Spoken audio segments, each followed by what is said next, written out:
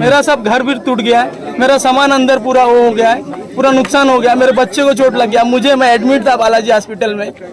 जब ये लोग इस तरह से हैवानियत करते हैं हम लोगों के ऊपर, तो हम अपनी बात बताएं कि हम तो सोते हैं तो हमको रात में बुलडोजर की आवाज़ सुनाई देती है, जाग जाते हैं। आज तुम लोग के वजह से ये बिल्डर लोग ने हम लोग के साथ फ्रॉड किया है और बोल रहे हैं ऊपर से कि बिल्डर के ऊपर केस करो, तो साला तुम लोग भी उसमें मिले हो ना, हम क्यों करें, तुम लोग करो बिल्डर के ऊपर केस। हम तो प्रशासन से यही करेंगे, बोलेंगे जो प्रशासन आए, जिन जिन लोग इसमें शामिल हैं सबको कार्रवाई करे। घर पट्टी, मीटर, लाइट बिल हम सब भरे, आज नहीं भरते मीटर लाइट बिल तो मीटर काटने आ जाते हैं। घर पट्टी किस चीज का घर पट्टी भर के लिए? विरार में इस वक्त प्रलय छाया हुआ है।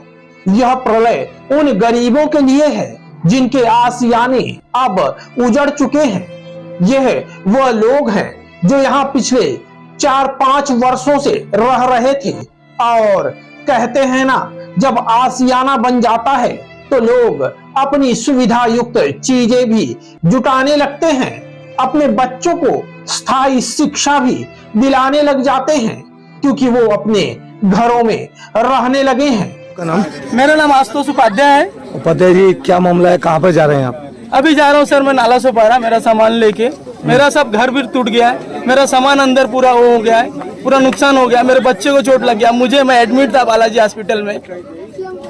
अभी मेरे को बहुत हमको हो गया है कि हमारी वाइफ को भी चोट लगा है। अब जाने का कारण क्या है? प्रशासन की दहशत है? दहशत ही है। घर पट्टी, मीटर, लाइट बिल हम सब भरे, आज नहीं भरते मीटर लाइट बिल तो मीटर काटने आ जाते हैं। घर पट्टी किस चीज का घर पट्टी भर के लिए? हाँ, काहे का घर पट्टी है? किस चीज का पैसा ले रहे हो? आज 5 साल से क्या सोए थे इतना? आज कम से कम 4-5 हजार इधर घर बने हैं, 4-5 हजार घर आज एक दिन में बन गए हैं। हाँ, जब ये लोग इस तरह से हैवानियत करते हैं हम लोगों के ऊपर, तो हम अपनी बात बताएं कि हम तो सोते हैं तो हमको रात में बुलडोजर की आवाज़ सुनाई देती है, जाग जाते हैं। और हम खुद जब यहाँ मंदिर पर थे, जब लगा कि रूम टूटने वाला है, हमको पता लगा तो हम गए, अपना सामान जो अपने से निकलने वाला था निकाले। जो कपाट हमारा नहीं निकल रहा था तो हम प्रशासन वाले से बोले, सर चलिए थोड़ा हमारा मदद कर दीजिए, इसको बाहर निकलवा दीजिए। तो बोले जाओ उनके पास, वो साहब के पास बोलो। उनके पास गए तो बोले जाओ वो साहब के पास बोलो। जब जैसे ही मैं थोड़ा और आगे गया, वैसे ही मेरे को मारे लोग, मारे। देखिए ये कल का मैं ये करा के आया हूँ। परंतु 2 दिन पहले हुई इस प्रशासनिक संयुक्त कार्रवाई में न कि इनका आसियाना टूटा, बल्कि इनके अपने सारे सपने टूट गए। इनका आने वाला भविष्य, इनके बच्चों के सपने चूर चूर हो गए। कहते हैं कि विरार को ठाकुरों का गढ़ कहा जाता है और विरार में ठाकुर शब्द किसके लिए संबोधित किया जाता है ये किसी को बताने की जरूरत नहीं है, क्योंकि वसई विरार में जब भी कोई तकलीफ में होता है, जिस किसी के साथ अन्याय होता है, तो वो न्याय के लिए यहीं आता है।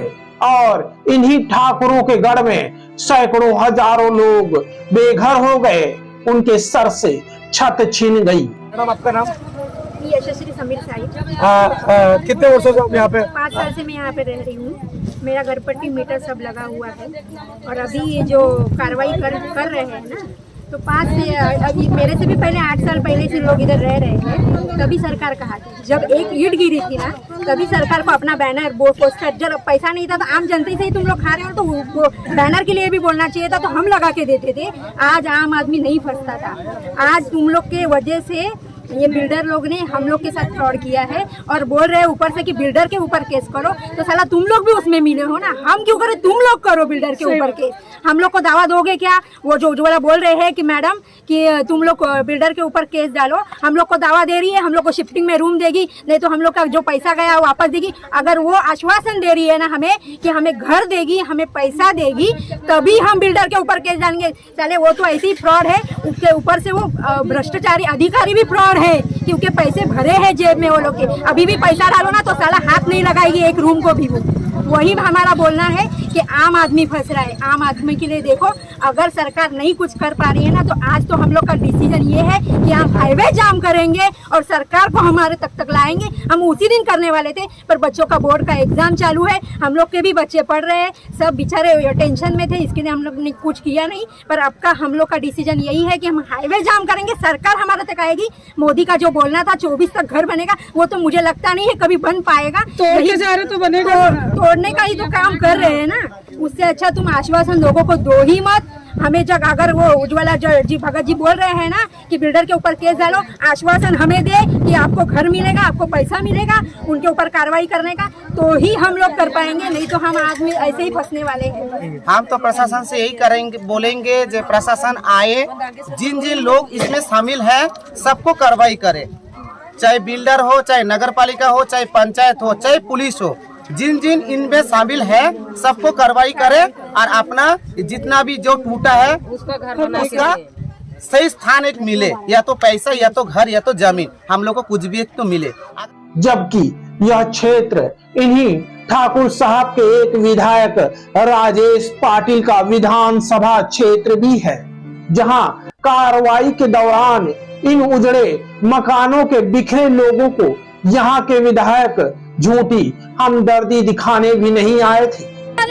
तोड़ने से पहले सामान लेने का मौका नहीं दिया, अभी ये लोग सामान लेने की भी मौका नहीं दिया हम लोग। इनको कहाँ रखेंगे, इनकी सोई करे, फिर आगे की कार्रवाई चालू करे। ये नहीं बोल रहे कि हमारे घरे मत तोड़ो, तुम्हारे हक में है, तुम तोड़ो, लेकिन हमारे लिए कुछ करो, इनके लिए कुछ करो। आज 10वीं के बच्चे, आज जो 10वीं के बच्चे भविष्य है, उनका बोर्ड का एग्जाम चालू है, जिनके आगे की फ्यूचर है उनका, जो आज उस पे ही तुम लोग ने ठप्पा लगा दिया। वो बच्चे स्कूल जा नहीं पा रहे, एग्जाम दे नहीं पा रहे, तो कौन सा तुम बोल रहे हो कि ये बच्चे भविष्य है भारत का? कहाँ से है भविष्य, बताओ। उनका भविष्य तो तुम लोग ने ही अंधकार में डाल दिया। आज वो क्या कर सकते हैं? यही मेरा प्रशासन से विनती है कि इनके लिए कुछ करो और इनके लिए घर या तो जमीन दो, जहाँ ये झोपड़ा तो झोपड़ा बांध के रहेंगे, लेकिन अपने हक से रहेंगे। आज ये लोग एक एक पैसा जोड़कर कचरा बीनते हुए देखा है मैंने, इनको घर घर बर्तन घसते हुए देखा है। 5,000 लो बिल्डर को, 5,000, 10,000 ऐसे करके इन्होंने दिया। आज जब इनके ताबे में इनका घर आया तो आप लोग ने आके बुलडोजर जेसीबी चढ़ा दी। अभी ये लोग कहाँ जाएंगे? अब हम बात करते हैं पुलिस महकमे की, जहां आज सचमुच कानून लाचार हो गया और उन्हें भी जनता को लेकर नेताओं की चौखट पर हाजिरी लगानी पड़ी। वहीं मांडवी पुलिस स्टेशन के पीआई वाघ साहब सभी बेसहारों को लेकर 1.5 किलोमीटर पैदल चलकर सहारा दिलाने विधायक राजेश पाटिल के दर पर आए, जिस पर हमें मिली जानकारी के अनुसार विधायक साहब को तो घटना की कोई जानकारी ही नहीं थी, जिस पर पहले उन्हें मामले की जानकारी दी गई। फिर विधायक साहब ने बात करते करते बताया कि हमने ही 2 दिन पहले तहसीलदार मैडम को कारवाई रोकने को कहा था। तुमच्याकडनं हे उत्तर हवंय की विधानसभेमध्ये आपण हा मुद्दा गाजवणार का? हे बघा, आज ते खैरपाडा ग्रामपंचायतीमध्ये जे चाळी बांधलेल्या आहेत त्याच्यामध्ये जी लोक राहतात, जवळपास 2,500 चाळधारक लोक तिथे आहेत, रूमधारक लोक आहेत, आणि त्यांच्या ज्या राहती घरं आहेत ते तोडण्याच्या संदर्भामध्ये काही 2 दिवसापासून कारवाई चालू आहे। तहसीलदार, प्रांत, सगळे महसूल अधिकारी तिकडे बसलेले आहेत आणि मोठा पोलीस बंदोबस्त ठेवून कारवाई चालू आहे आणि कोर्टाचा आदेश आहे। परंतु माझं एकच म्हणणं असं आहे की ह्या लोकांना जेव्हा रूम बांधत होत्या, रूम बांधत असताना प्रशासन जागेवर झोपलेलं होतं असं एकंदरीत दिसते आणि रूम बांधल्यानंतर ह्या लोकांनी तिथे घेतल्या, कोणीतरी एका व्यक्ती कोर्टात जाऊन त्या कोर्टाच्या ऑर्डर आणायच्या आणि या लोकांची राखीव परत तोडायची। हे कुठेही व्यवहारिक नाही किंवा कायद्याच्या माणुसकीला धरून तर अशी बाब सुद्धा नाही। आणि म्हणून आजची लोक माझ्याकडे 2 दिवसापासून हा विषय चालू होता। हे प्रत्यक्ष जरी माझ्याकडे आले नसले तरी सुद्धा माझ्या प्रशासनाशी बोलून कारवाई थोडी त्यांना शिथिल करून थांबवण्याची एक आज कारवाई थांबलेली सुद्धा आहे। परंतु कसं आहे त्यांचे कुठेतरी अडचणी असतील परंतु त्यांच्याशी बोलावं लागेल मला। अब सवाल उठता है कि अभी आधा घंटे पहले साहब को कोई जानकारी नहीं थी और अब वो 2 दिन पूर्व कार्रवाई रुकवाने की बात करते हैं। ये बात लोगों को भी हजम नहीं हुई। अब हम आपको ले चलते हैं एक बार फिर उस भयानक मंजर वाली जगह पर, जहां कभी खुशहाली थी, जहां कभी रौनक थी, जहां कभी बच्चे किलकारी मारते हुए खेलते थे, जहां कभी घर के आंगन में बैठकर महिलाएं गप सड़ापा मारती थी, वहीं आज यहाँ मातम छाया हुआ है।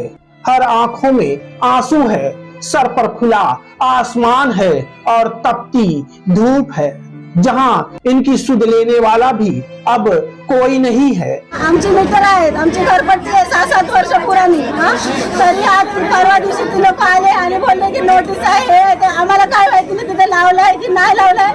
सगळं माणसांना, गरोदर बायकांना, लहान लहान पोरांना घरातनं बाहेर काढलं आणि पूर्ण तोडून गेले, सामान सगळं तोडून गेले। आम्ही कसं जगत? 3 दिवस आमची पोरं रस्त्यावर आहे, तुम्ही येऊन बघा, तिथे कोण नाही आलं बघायला, तिथे येऊन बघा, आमची 3 दिवस पोरं रस्त्यावर आहे, दिवस रात्र उन्हात। आता अभ्यास, शाळा सगळं त्यांचा नाश होतंय सगळं। पहिलं करोनामुळे आमची हालत खराब झाली सगळ्यांची। आता जसं आम्ही जरा सुधारलं होतं, या लोकांनी येऊन आमची घरं तोडून टाकली। आम्ही कुठल्या पार्टीतर्फे बोलत नाही ना, आम्ही कुठली नेताची माणसं नाही, आम्ही गरीब माणसं, आमची घरं तुटली आहे। बस मी एवढं जाणते, बस एवढं मला माहिती, एवढं सांगायचं की आम्हाला मदत करा साहेब। बस कोणाकडे जाऊन आम्ही हात जोडू, कोणाकडे जाऊन भीक मागायची? आमची घरं तोडून टाकली आहे। अगर कानूनन अपराध है या कोई भी अनलीगल चीज़ है तो पहले रोका जाए कि इसे बनाया मत जाए। 4 साल 5 साल रहने के बाद में उसका तोड़ दिया जाए, फिर बोलो बिल्डर का गलती है। बिल्डर भाग जाएगा, हम कहाँ भाग के जाएंगे?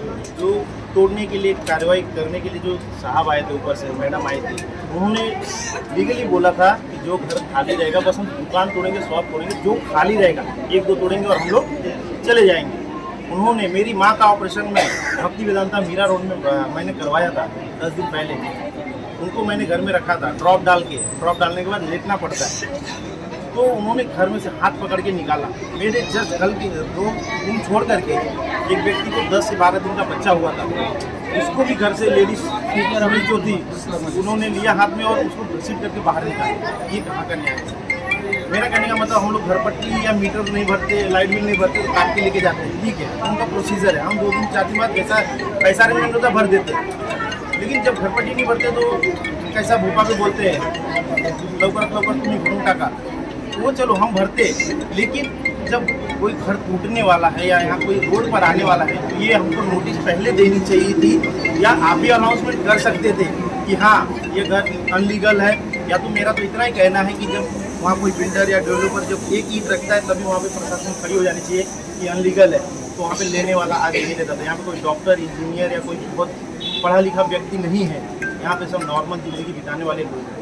आपको बता दें कि इनकी इस हालत के जिम्मेदार कनेर फाटा के इस क्षेत्र को बसाने वाले कुल 5 नामचीन भूमाफिया हैं, चाल माफिया हैं और अवैध भूखंड निर्माण करने वाले बिल्डर हैं। क्योंकि जिन लोगों ने यहाँ घर खरीदे वो मनपा या तहसीलदार को पैसे देकर नहीं खरीदे थे, बल्कि इन गरीबों ने वो पैसे इन्हीं नामचीन ग्राहकों को ठगने वाले बिल्डरों को दिए थे।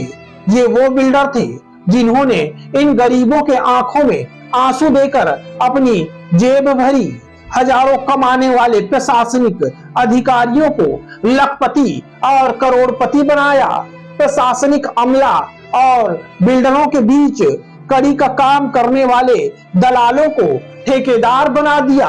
लाखों करोड़ों के सरकारी राजस्व को इन्हीं बिल्डरों ने प्रशासनिक अमले की मदद से डुबोया।